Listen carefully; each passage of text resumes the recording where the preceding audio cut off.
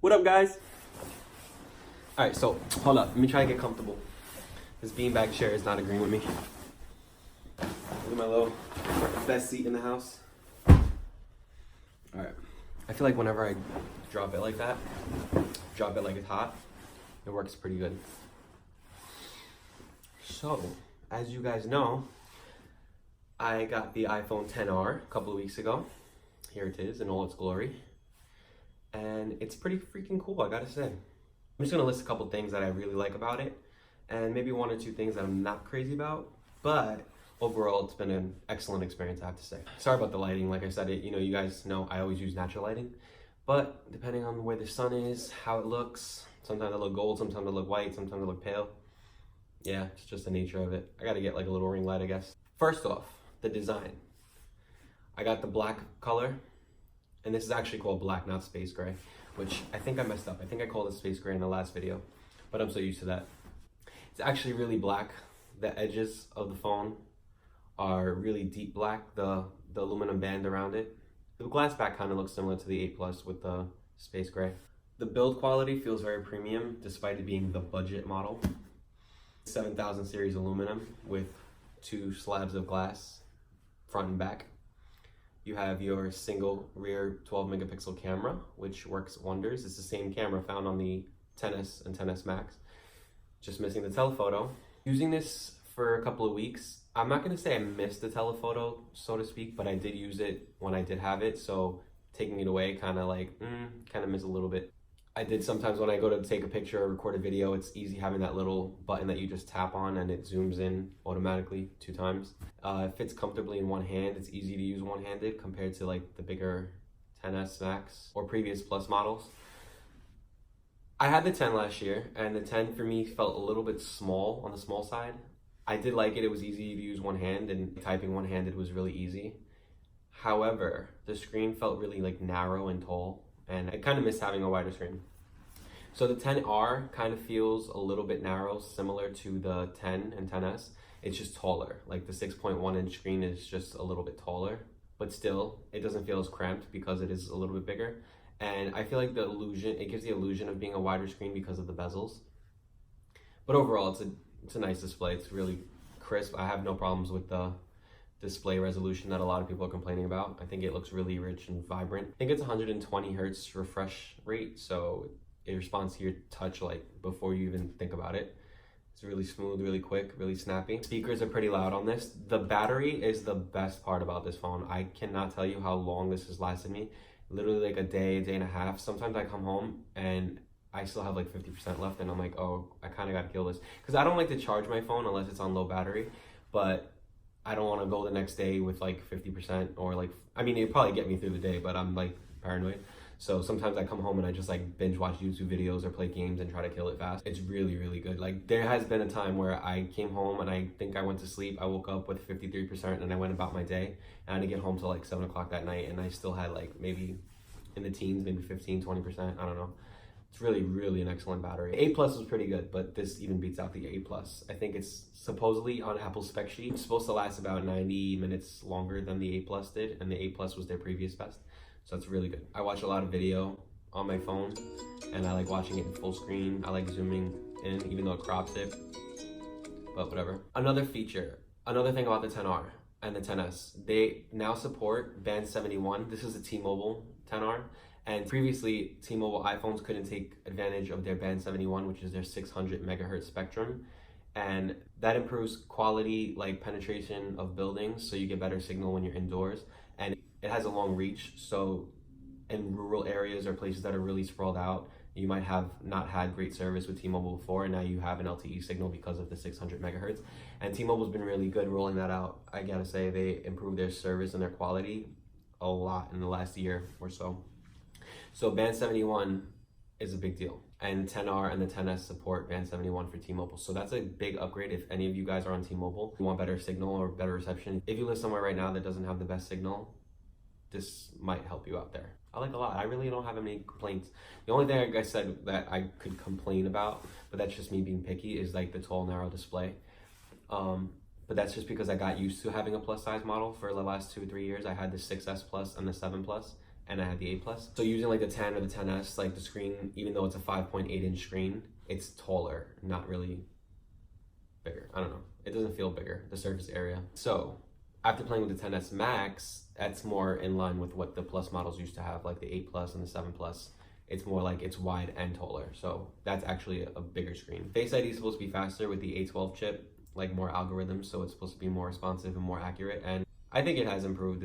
I literally just look at it, swipe up, and it's open. I mean, I didn't have a problem with the 10 last year, but I think it is a little bit faster. Haptic touch on this phone, it pretty much replaces 3D touch. The screen is not pressure sensitive, so it doesn't respond to like when you force touch on an app, it just wiggles like it's gonna get deleted or rearranged.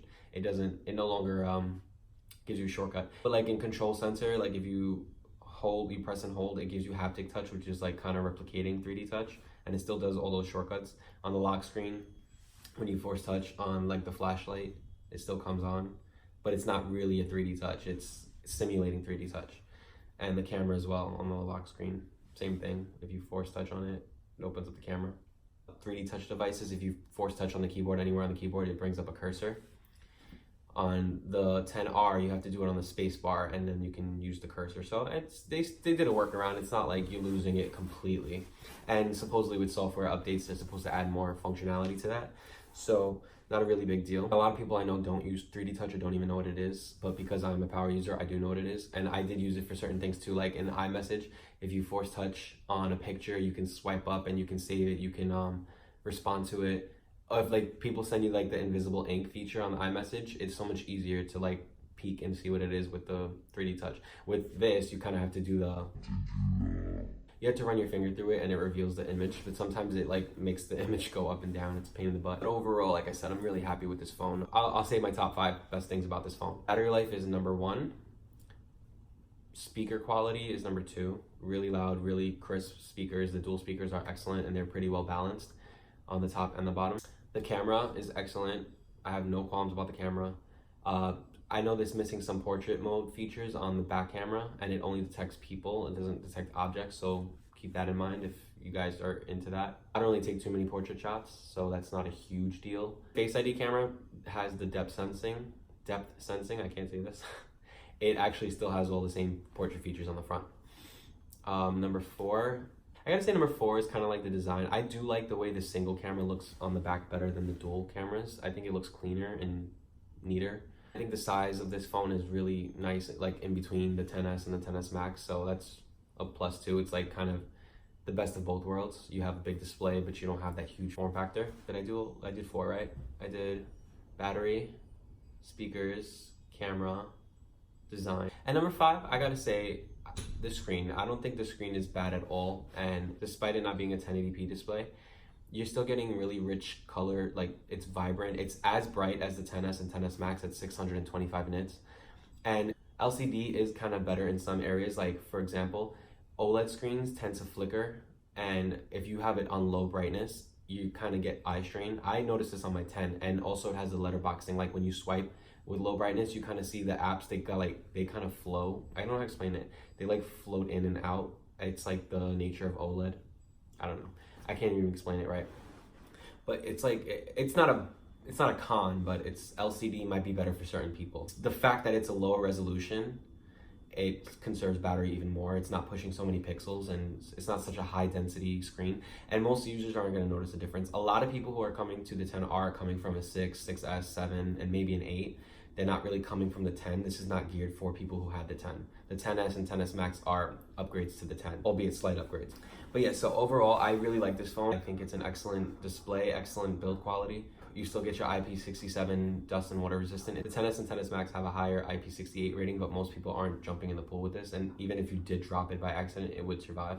I had my 7 was IP67, and I dropped it in the pool, and it worked fine. It's just like good for peace of mind. It fits comfortably in the hand. One-handed use is nice on this. Still big for some people, but it's like I said, it's a happy medium. It has black and white. The black is really a deep, rich black. The white, it's silver aluminum bands. Glass on the white phone is really pure white. Then they have the coral, which is almost orange, but not.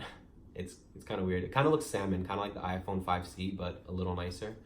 Then you have your blue, which is like a baby blue, and the aluminum band around that matches really nicely. They have product red, which is gorgeous, like that deep, rich crimson color. And they also donate 10% of those sales to HIV and AIDS research, which is cool. Then they have the yellow color, which is kind of like a mustard color in the glass on the back. And the aluminum band around it kind of looks gold, kind of similar to like the 6S and 7 gold, which was pretty nice. It's a little like darker gold, not like as champagne as the other ones were. But yeah, I think that's all 6 colors I mentioned, right? Black, white, coral, blue, red, and yellow, right? 6, okay. Yeah, so it has 6 colors. I went with black for 2 reasons. One, they didn't have anything else. And 2, I really like the black color. I think it looks like classy and elegant. And I really like the matte finish on the aluminum band. But yeah, those are like my top 5 favorite things about the 10R. Let me know what you guys think in the comments below. Do you have a 10R? Do you like the 10R? Do you prefer the 10S, 10S Max? Or maybe you're an Android user. Let me know in the comments below. And let me know if you guys want more content like this. Don't forget to like, comment, subscribe, and check out my other social media pages, my Instagram, my Twitter, my Snapchat, all JGavon, except Twitter. Twitter is JGavon90. Thanks for watching and thanks for tuning in. I also have an iPhone 10s Max unboxing. I just got that for Christmas, so that's exciting. And I'm gonna do another video on what I like about the 10s. You guys, maybe you guys were on the fence about which one to get. Maybe you got some Christmas money and you want to pick up a new iPhone and you don't know what to get. If you guys are on the market for a 10R, I highly recommend it. If you want the 10s or 10s Max, stay tuned. I'm gonna talk about that in another video. I'll let you know what I like about it. Catch you in the next video, guys. Bye, guys.